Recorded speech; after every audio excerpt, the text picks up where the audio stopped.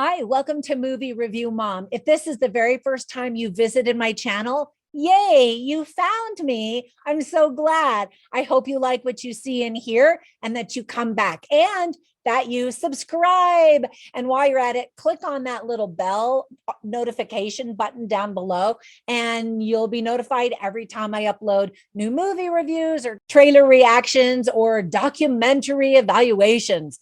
I don't know what I call that. It's a movie review. Anyway, my goal is to give you the heads up on filmmaking quality and content so you can make the best decision for you and your family as to whether or not you want to spend your time and money, and sometimes both, watching a particular movie. So the particular movie I'm reviewing today is called Hudson. Hudson is releasing on Amazon, Apple TV, and on demand on September 21st. It's PG-13 and an hour and 15 minutes. So I'm going to give you an overview in a nutshell. I'll point out things I liked and didn't like, as well as offer tips for parents, themes worth talking about, and give you some recommendations of another movie that I think is sort of similar that I immediately thought of as soon as I watched this one. All right, let's dive in. In a nutshell, 1091 Pictures is releasing the feature film Hudson on September 21st, which is a road trip dramedy darling from award-winning writer / director Sean Daniel Cunningham. It stars David Neil Levine from Escape at Dannemora, Homeland, and Billions, Gregory Lay from The Adjustment Bureau and Blue Bloods, and Mary Catherine Granawalt from Cat Loves LA. So here's the synopsis. After learning about his mother's death, Hudson, a reclusive but charming man, embarks on a journey with his distant cousin to scatter his mother's ashes in the Hudson Valley under a very special tree that they both played around when they were little kids. So along the way, they meet an unusual hitchhiker, and their simple road trip turns into a dysfunctional adventure of self-discovery, mini golf, and a broken Volvo. So there were plenty of things that I really got a kick out of. The things that I liked include the fact that indie movies are known for their quirky, endearing characters, right? And this movie doesn't disappoint in that regard. It's made the rounds at quite a few film festivals, earning fans along the way. David Neil Levine has a certain lovable Zach Galifianakis quality and style about him that makes him immediately endearing. Gregory Lay's character appears to have it all together, but you appreciate him even more when you slowly learn that that's not necessarily true. He also co-wrote the film with director Sean Daniel Cunningham. So that's awesome. I always love that little combo action going on there. Mary Catherine Granawalt provides a much needed buffer between these two cousins and offers a whimsical freshness to the scenes. I've never seen her in anything before, but I'd like to see more. I really liked her. I took to her immediately. There's lovely cinematography as we travel through upstate New York in the fall. We get to see those beautiful fall leaf colors change and fall to the ground, and it's just beautiful. I love how the movie focuses on the simple pleasures of life in its easy breezy journey, and seeing the fall colors, the leaves change, is one of those simple pleasures that you don't really talk about in the movie, but you definitely see it. And my husband and I had on our bucket list that we wanted to go up to New Hampshire and Maine and watch the fall leaves change. And so we did that the fall right before COVID hit. And I'm so glad that we did, because then we hadn't been able to travel for a long time after that. Anyway, beautiful, beautiful country. For an indie film, I think it looks and feels much bigger than it does. And it kind of feels like a movie that you would expect to see in theaters. Very well done. There's a lovely soundtrack. And I think that the film is shot really well, very simple and understated. There's a lot of stumbling in the movie. I mean, actual stumbling. Now, it could be meant as a deep symbol of where these characters are in their lives, or simply as a whimsical gag that causes us to kind of giggle a little bit inside. I don't know which one it is. Director Cunningham was inspired by John Hughes's The Breakfast Club and explained, quote, We wanted to do a throwback 90s style movie where it's feel good. It doesn't get out of the light area, so anyone can watch it. And I agree, that's a really good description of it. And although it's not just light and dumb, there are some profound lessons to be learned.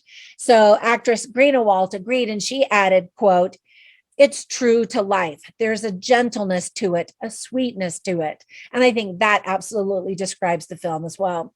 There's also a childlike quality to the movie, which perfectly matches the theme of these two cousins coming back together to reminisce about their own childhood, as well as how they currently relate to each other in terms of jealousy and competition and judging one another and that kind of thing. So there were some things that I didn't like or thought could have been handled a little bit better. First of all, some viewers might complain that nothing happens in the story. You have to remember that the plot is intentionally simple, but that the characters are much more complex and worth exploring. Not everyone enjoys that kind of a movie, and that's okay. It's just not everyone's cup of tea. There are a few wobbly cam moments that only accomplished to make me dizzy and annoyed. You know, it'd be like normal filmmaking, and then all of a sudden things would jumble, and I'm like, why? So I didn't like that. And then there's just a lot of really awkward moments. Some people will translate that as really fun humor, and others will just feel uncomfortable. So just embrace the awkward moments. So now let me give you some tips for parents. I think a lot of kids are going to be bored. It's an adult talking movie and a character study of sorts, and kids, you know, are going to be wanting action and want something to happen. There is some light profanity, but other than that, there's nothing super objectionable, you know, some bickering and that kind of stuff. Some of the themes that are presented very well are family, death and mourning, friendship and support, reliving the past, uncertainty about the future, jealousy, and the fact that it's the journey that truly matters in life, not the destination. So I always write down the funny lines and the interesting lines when I watch movies so that I can share them with you to give you a little taste of the film. And I include all of them on my written review at moviereviewmom.com, but I'll share just a couple of them with you right now.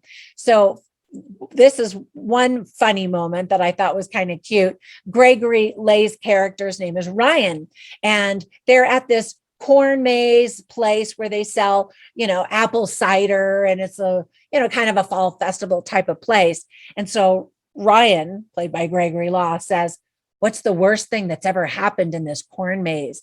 And the guy that works there says, "I'm legally not allowed to tell you that." And then David Neil Levine plays Hudson, and he's got just this very childlike, innocent personality, and he says quirky things. He does quirky things. You know, he's a child trapped in a man's body. And so he goes off to get some Chinese food while they're trying to fix the car and talk to some people. And so he says, "I hope you like food." And you just kind of go, what? Okay, so ultimately, you want to know the movie review mom grade I'm giving this movie?